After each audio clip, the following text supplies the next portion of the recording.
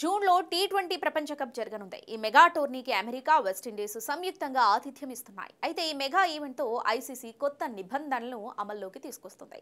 T20 world కప్తో పాటు white ball క్రికెట్లో స్టాప్ క్లాక్ రూల్ అమలు చేయనుంది. దీని ప్రకారం మ్యాచ్లో ఫీల్డింగ్ జట్టు 60 సెకండ్ల లోపు తదుపరి ఓవర్ చేయాలి. అలా జరగని పక్షంలో ఫీల్డింగ్ జట్టుకు అంపైర్లు 2 సార్లు హెచ్చరిస్తారు.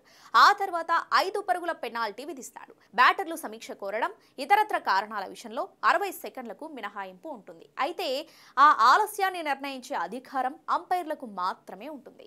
గత ఏడాది డిసెంబర్ నుంచి ఈ రూల్ను ఐసీసీ ప్రయోగాత్మకంగా ప్రవేశపెట్టింది. తాజాగా దాన్ని టీ20లతో పాటు వన్డేలో అమలు చేయాలని నిర్ణయించింది. ఓవర్ అనంతరం స్క్రీన్పై 60 సెకండ్ల టైమర్ మొదలవుతుంది. క్రమంగా 60 నుంచి ఒక్కో నెంబర్ తగ్గుతూ 0 వచ్చేలోపు ఫీల్డింగ్ జట్టు తదుపరి ఓవర్ ప్రారంభించాలి. మ్యాచ్లను సకాలంలో ముగించాలనే ఉద్దేశంతో ఈ నిబంధన తీసుకొచ్చినట్లు ఐసీసీ వెల్లడించింది. సాధారణంగా ఈ రూల్ను ఏప్రిల్ వరకు పరీక్షించి అభిప్రాయాలను తీసుకుని ఐసీసీ అంతిమ నిర్ణయాన్ని వెల్లడించాల్సి ఉంది. కానీ ఐసీసీ ముందుగానే దీనిపై నిర్ణయం తీసుకుంది. మరోవైపు టీ20 వరల్డ్ కప్లో సెమీఫైనల్స్, ఫైనల్కు రిజర్వ్ డే ఉంటుందని ఐసీసీ వెల్లడించింది.